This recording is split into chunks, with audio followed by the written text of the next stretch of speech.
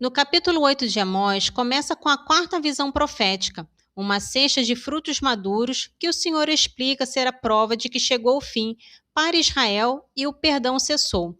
O resultado será o terror. Os cantos do palácio serão gritos de aflição por causa da multidão de cadáveres. O profeta condena veemente os ricos que engolem o pobre e violam as leis do sábado e da lua nova por ganância. Eles são condenados por manipular medidas, aumentar preços e comprar os infelizes por dinheiro e um par de sandálias. Deus jura que não esquecerá tais atos, o que causará o abalo da terra e o sol se pôr ao meio-dia. As festas serão convertidas em luto e pranto total. O clímax do juízo é o anúncio da fome mais severa, não a de pão ou água, mas a fome de ouvir a palavra do Senhor, na qual o povo vagará em desespero, buscando a palavra e não a encontrará. O capítulo conclui com a sentença final contra aqueles que juram pela idolatria de Samaria, Dan e Bersabeia. Cairão e não mais se levantarão. Vamos à leitura. Amós, capítulo 8. Eis o que me mostrou o Senhor. Vi uma cesta de frutos maduros.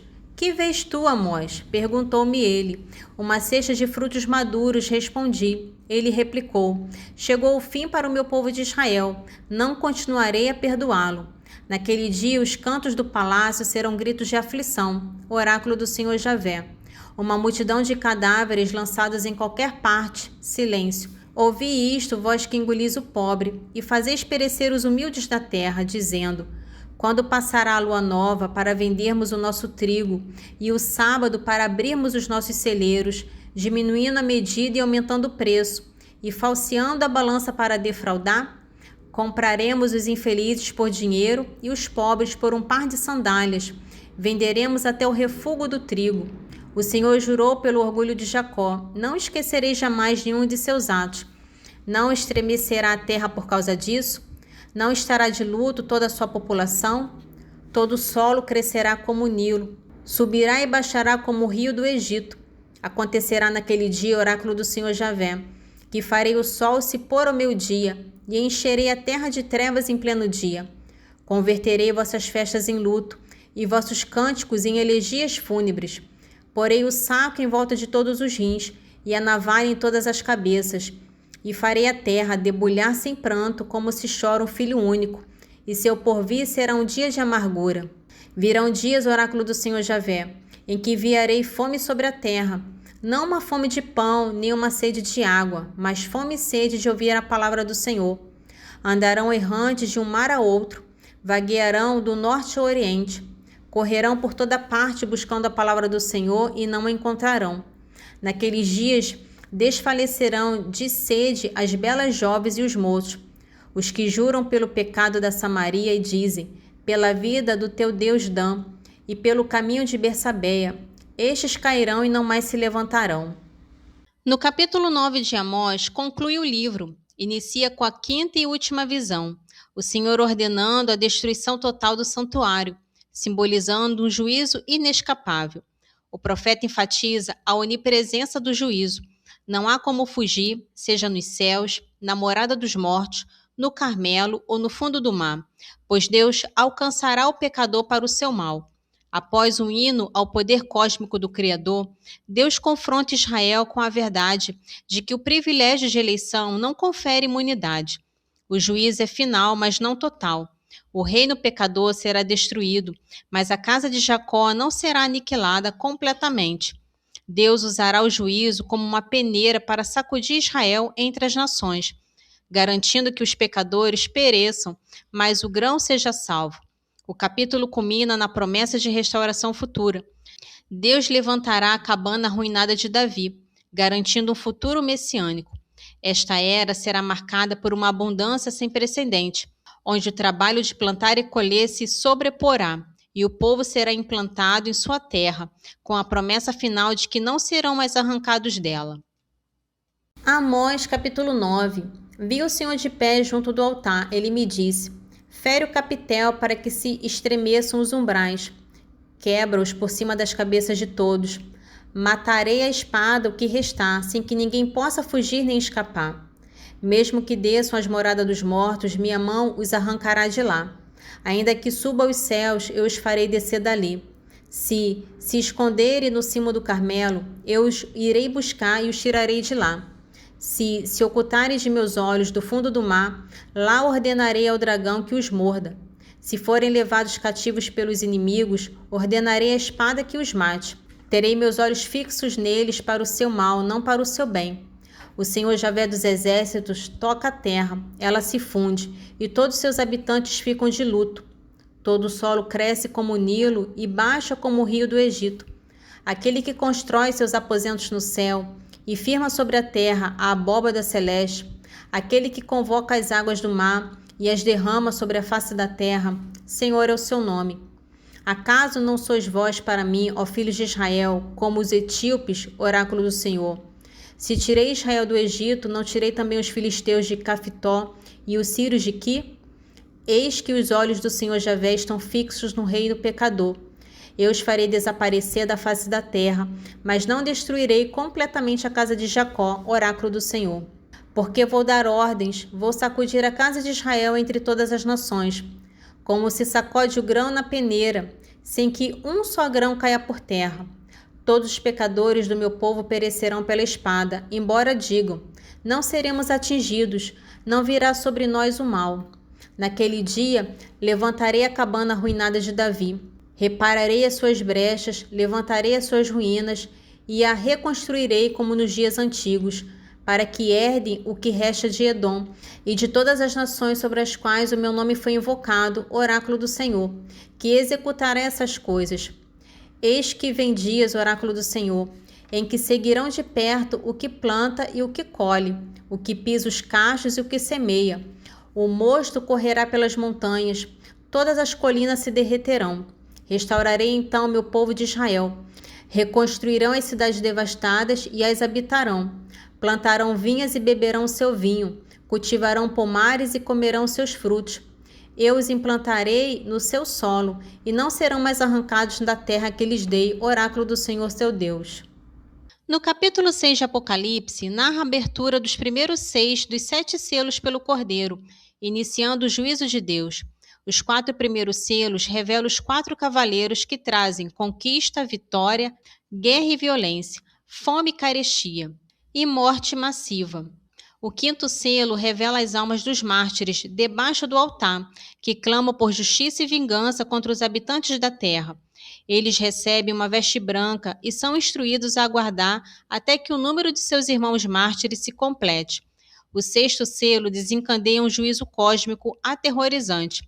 Grande terremoto, escurecimento do sol, a lua como sangue, queda de estrelas e o céu desaparecendo. Diante desses sinais, todas as classes de homens se escondem nas cavernas, clamando às montanhas que os escondam da face de Deus e da ira do Cordeiro, reconhecendo que chegou o grande dia da sua ira. Apocalipse capítulo 6. Depois vi o Cordeiro abrir o primeiro selo e ouvi um dos 4 animais clamar com voz de trovão, vem. Vi aparecer então um cavalo branco. O seu cavaleiro tinha um arco. Foi-lhe dado uma coroa e ele partiu como vencedor para tornar a vencer. Quando abriu o 2º selo, ouvi o 2º animal clamar, vem. Partiu então outro cavalo vermelho. A quem o montava foi dado tirar a paz da terra, de modo que os homens se matassem uns aos outros, e foi-lhe dado uma grande espada. Quando abriu o 3º selo, ouvi o 3º animal clamar, vem. E vi aparecer um cavalo preto. Seu cavaleiro tinha uma balança na mão. Ouvi então como que uma voz clamar no meio dos 4 animais. Uma medida de trigo por 1 denário e 3 medidas de cevada por 1 denário. Mas não danifiques o azeite e o vinho. Quando abriu o 4º selo, ouvi a voz do 4º animal que clamava, vem. E vi aparecer um cavalo esverdeado. Seu cavaleiro tinha por nome Morte, e a região dos mortos o seguia. Foi-lhe dado poder sobre a 4ª parte da terra, para matar pela espada, pela fome, pela peste e pelas feras. Quando abri o 5º selo, vi debaixo do altar as almas dos homens imolados por causa da palavra de Deus e por causa do testemunho de que eram depositários. E clamavam em alta voz, dizendo, até quando tu, que és o Senhor, o Santo, o verdadeiro, ficarás sem fazer justiça e sem vingar o nosso sangue contra os habitantes da terra? Foi então dada a cada um deles uma veste branca, e foi-lhe dito que aguardasse ainda um pouco, até que se completasse o número dos companheiros de serviço e irmãos que estavam com eles para serem mortos. Depois viu o cordeiro abrir o sexto selo, e sobreveio então um grande terremoto. O sol se escureceu como um tecido de crina, a lua tornou-se toda vermelha como sangue, e as estrelas do céu caíram na terra, como frutos verdes que caem da figueira agitada por forte ventania. O céu desapareceu como um pedaço de papiro que se enrola e todos os montes e ilhas foram tirados dos seus lugares. Então os reis da terra, os grandes, os chefes, os ricos, os poderosos, todos, tanto escravos como livres, esconderam-se nas cavernas e grutas das montanhas, e diziam às montanhas e aos rochedos: Caí sobre nós e escondei-nos da face daquele que está sentado no trono e da ira do Cordeiro, porque chegou o grande dia da sua ira. E quem poderá subsistir? Nesse trecho do Salmo 138, continua com o louvor a Deus por seu poder criador. O salmista expressa admiração por ter sido tecido e plasmado por Deus no ventre materno de modo maravilhoso. Ele reconhece que sua substância e cada dia de sua vida foram prefixados e escritos no livro de Deus, antes mesmo de existir. Ele então reflete sobre os insondáveis desígnios de Deus, cujo número é incontável. Em seguida, o salmista clama a Deus para que extermine os ímpios e sanguinários e declara sua lealdade incondicional a Deus, odiando aqueles que se levantam perfidamente contra o Senhor, considerando seus próprios inimigos. O salmo conclui com uma poderosa súplica. O salmista convida Deus a perscrutá-lo e prová-lo, para conhecer seu coração e pensamento. O objetivo é que Deus veja se ele anda na senda do mal e, em vez disso, o conduza pelo caminho da eternidade. Salmo 138, dos versículos 13 ao 24. Fostes vós que plasmastes as entranhas de meu corpo. Vós me tecestes no seio de minha mãe. Sede bendito por me haverdes feito de modo tão maravilhoso. Pelas vossas obras tão extraordinárias, conheceis até o fundo a minha alma. Nada de minha substância vos é oculto. Quando fui formado ocultamente, quando fui tecido nas entranhas subterrâneas, cada uma de minhas ações vossos olhos viram, e todas elas foram escritas em vosso livro. Cada dia de minha vida foi prefixado, desde antes que um só deles existisse. Ó Deus, como são insondáveis para mim vossos desígnios, e quão imenso é o número deles. Como contá-los? São mais numerosos que a areia do mar. Se pudesse chegar ao fim, seria ainda com vossa ajuda. Oxalá extermineis os ímpios, ó Deus, e que se apartem de mim os sanguinários. Eles se revoltam insidiosamente contra vós. Perfidamente se insurgem vossos inimigos. Pois não hei de odiar, Senhor, aos que vos odeiam? Aos que se levantam contra vós, não hei de abominá-los? Eu os odeio com ódio mortal. Eu os tenho em conta de meus próprios inimigos. Percrustai-me, Senhor, para conhecer meu coração. Provai-me e conhecei meus pensamentos. Vede se ando na senda do mal e conduzi-me pelo caminho da eternidade. Nesse trecho de Eclesiástico, capítulo 45, continua o elogio a Moisés, destacando por ter dado ao povo a lei da vida e da ciência, para ensinar a aliança e os decretos de Deus. O texto, então, exalta a Arão, irmão de Moisés e da tribo de Levi, com quem Deus fez uma aliança eterna, concedendo-lhe o sacerdócio do povo.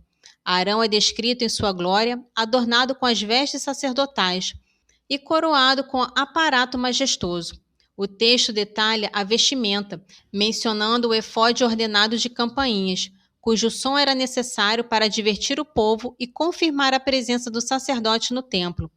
Por fim, é enfatizado o caráter santo da túnica, tecida com ouro, pedras e púrpura, obra que reflete juízo e verdade. Eclesiástico capítulo 45, dos versículos 6 ao 12. Deu-lhe seus preceitos perante seu povo e a lei da vida e da ciência, para ensinar a Jacó sua aliança e a Israel seus decretos. Exaltou seu irmão Arão, semelhante a ele da tribo de Levi. Fez com ele uma aliança eterna, deu-lhe o sacerdócio do seu povo e cumulou de felicidade e de glória. Adornou-o com um cinto de honra, revestiu-o de um manto de glória, coroou-o com todo esse aparato majestoso.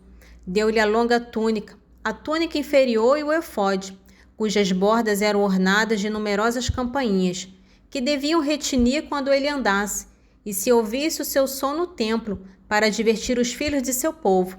Deu-lhe uma túnica santa tecida de ouro, de pedras preciosas e de púrpura, obra de um homem sábio, dotado de juízo e de verdade. Glória ao Pai, ao Filho e ao Espírito Santo, assim como era no princípio, agora e sempre. Amém. Divino Espírito Santo, iluminai-nos, guiai-nos, dai-nos sabedoria e discernimento. Amém.